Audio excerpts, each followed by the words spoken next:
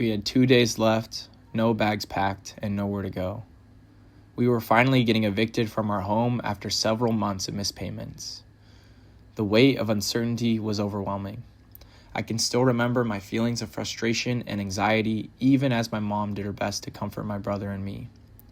Looking back, I can only imagine the burden and helplessness she felt, knowing she had done all she could to build a loving home, and yet that still wasn't enough. Fortunately, our story didn't end there. After almost a year of instability, including 3 months in a hotel and over 6 months in a transitional rehab center, we eventually secured permanent housing. The experience was challenging, yet deeply formative. It showed me how fragile our housing system is, and how quickly circumstances can change. Even recently, with wildfires such as those in the Palisades and Altadena, have reminded people that stable housing isn't a guarantee, and that one's life can change in an instant.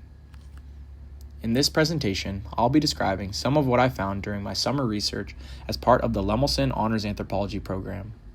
My study focuses on the lives and stories of homeless single mothers I met in transitional housing. Their experiences showcase just how essential community support and personal resilience are when facing adversity, especially for those suffering from loss and limited resources. Although I conducted fieldwork throughout Los Angeles, I primarily focused on 2 transitional housing programs, New Horizons in West LA and Grace Oasis near downtown. Both programs serve families, but Grace Oasis requires one member of the family to be HIV positive. I collected my data through person-centered interviews, which allow the participants to guide the conversation, conducting around 50 interviews with over 20 participants, and participant observation by spending time with residents, running errands, and attending different community events. Homelessness has steadily grown in the U.S. and now affects over 750,000 people annually. Nearly 30% of that number are families, and out of the 750,000 people, only 250,000 have shelter on any given night. In Los Angeles alone, around 75,000 people are unhoused, with 30% being women and nearly 11,000 being members of a family. While these numbers are staggering, they probably aren't entirely accurate. As Fotheringham notes, women are often underrepresented in homeless census due to them occupying a space dubbed hidden homelessness. With availability and safety concerns, women will often avoid staying in shelters or on the streets and opt rather to sleep in cars, stay with friends, or live with men who have housing, making their homelessness less visible. For single mothers, being homeless also means subjecting their children to those dangers and environments. So many mothers turn to support such as transitional housing programs, which provide housing arrangements for 6 months to a year with social services meant to help facilitate a family's transition into permanent housing. This study relied heavily on resilience theory, which originates in psychology and explores how individuals and communities cope with and recover from adversity. This theory is appropriate when contextualizing these women's experiences, since they are facing adversity as they rebuild their lives and cope amid the challenges of homelessness. This study also draws on social capital theory, which emphasizes the role of trust and reciprocity in social relationships, allowing individuals to leverage their social networks to access resources. While some research does discuss the resiliency of homeless women, many aspects of their resiliency deserve greater attention. Likewise, few studies have examined how resilience and social capital intersect, especially in relation to homelessness. This study aims to connect these 2 frameworks, resilience and social capital, to better understand and highlight the strengths and strategies of homeless women, filling a gap in existing research. One of the first participants I met early into the research was Rachel, a resident of New Horizons and mother of 5, 4 of whom have special needs. Her path to New Horizons was difficult, marked by addiction, domestic violence, serious health challenges, and years of housing insecurity. Nevertheless, she didn't let her experiences become a crutch.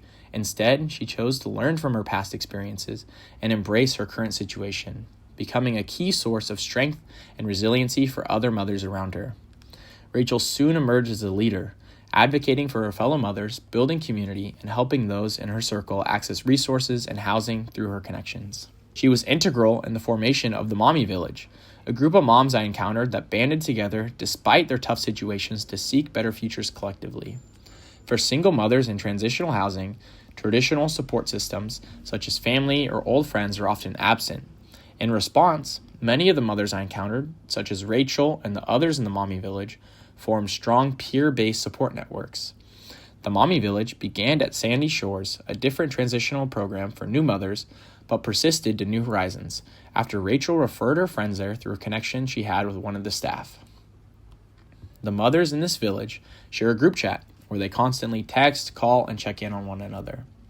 Their chat isn't just a place to socialize, but also serves as a support system, as the mothers frequently use their chat to share resources, offer childcare assistance, and provide emotional support. Instead of isolating from one another, which is common among the other residents I encountered, the women chose to be resources and act as supports for one another. Rachel claims that while others have a crabs in a barrel mentality, she and her friends are committed to sharing the little they do have in order to help each other out. Understanding that we're all just trying to get out of the same situation, Rachel and the rest of the mothers are altruistic and willing to share their connections, know-how, and resources. If one of the moms discovers a resource or opportunity, such as a back-to-school giveaway, they will immediately share it with the others in the group, even when spots are limited or competitive. For them, success isn't a competition. It's about growing and getting better together. The women realize their strength lies in their unity. The relationships they share go beyond passing friendships. They reflect the meaningful connections described in social capital theory. Jennifer is another mother in the Mommy Village. After becoming homeless with her newborn while fleeing domestic violence, she was desperate for a sense of community and support as she began to rebuild her life at Sandy Shores. She found this support in a group of friends, claiming, "It is like this little community that we basically built on our own," adding that the biggest resource that we have is just talking to each other. The women don't see each other as just another friend group, but as a community and source of support that they can turn to during times of need. During my field work, I witnessed time and time again the different ways that they showed up, provided for, and supported each other, whether that be through them giving emotional support, spare change for laundry, referrals, rides to different services, or childcare. I could see the impact of their small acts of service and how that contributed to their group resiliency. A strong example of the power of social capital for these women is in Rachel, utilizing her relationship with the staff at New Horizons to help her friends gain access to the program. Rachel draws on her social network to initially access resources, and then her friends benefit from their relationship with her by getting into the program themselves. In turn, when Rachel needs support, like someone to watch her kids, the other mothers are more than willing to come alongside her and assist, showcasing resiliency as they overcome adversity through the reciprocity and community. The women's mutual support, rooted in shared struggle and trust, reflects more than just friendship. It exemplifies what scholars call bonding social capital, the emotional, physical, and practical support exchanged among individuals in close proximity during times of hardship. The Mommy Village is resilient despite their trying circumstances, choosing altruism instead of isolation, and through the mutual exchange of knowledge, resources, and emotional support, they build a strong community that helps sustain them and move them collectively towards permanent housing. However, while many women, like those in the Mommy Village, found strength through peer support and relationships, others navigated their circumstances differently. In the absence of peer relationships, some women turned to past friendships or romantic partners for support. An example of this is with Christine, a mother of two I met at Grace Oasis, who became homeless following her sudden HIV diagnosis. Her diagnosis put a strain on her work, and because she initially struggled to get along with fellow residents and staff, she became resilient through coping mechanisms and by seeking emotional and physical support from her eldest daughter's father. Stories similar to Christine are common, and almost every mother in the study also employed some type of personal coping strategy to help manage their stressful situations. These didn't share much uniformity, but ranged from going on walks, to therapy, to smoking weed. Coming away from the research, I was left feeling both hopeful and deeply concerned. Hopeful in that throughout the research, I saw examples such as Rachel, Christine, and others secure permanent housing.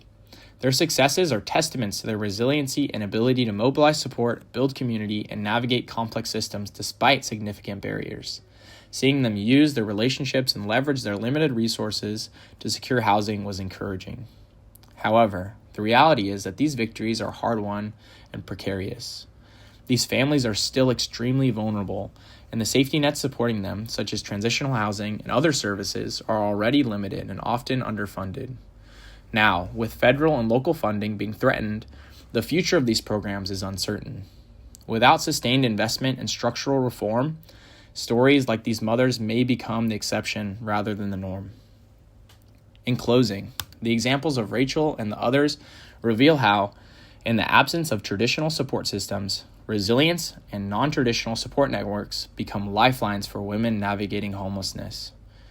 Their willingness to share resources, care for each other's children, and offer emotional support demonstrate the power of bonding social capital in adverse circumstances. These women aren't just surviving, they're building community and getting better together. Their strength lies not only in their individual perseverance, but in their collective care. Their stories challenge us to rethink how we address homelessness, not just as a housing issue, but as a call to invest in the kinds of relationships and community structures that make survival, healing, and progress possible. Thank you.